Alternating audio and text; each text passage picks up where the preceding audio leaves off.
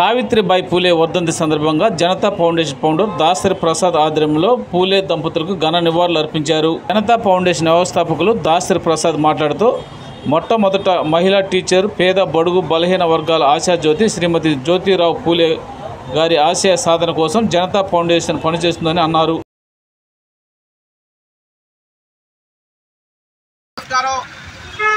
ఈరోజు జనతా ఫౌండేషన్ ఆధ్వర్యంలో సావిత్రిబాయి వర్ధంతి సందర్భంగా ఆ యొక్క విగ్రహానికి, దంపతుల యొక్క విగ్రహాలకి పూలమాల వేయడం జరుగుతాం.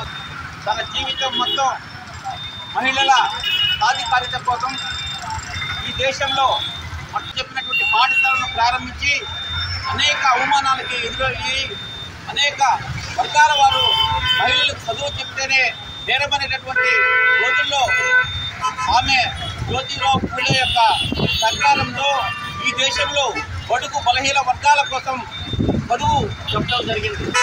మహిళలు, ఆడపిల్లలు చదువుకుంటేనే ఈ దేశానికి భవిష్యత్తు ఉందని చెప్పి ఆమె ఆ రోజుల్లోనే ఈ దేశం కోసం, ఈ సమాజం కోసం, మహిళలు చదువు చెప్పడం కోసం అనేక అవమానాలను ఎదుర్కోవడం మనందరికీ తెలిసిందే.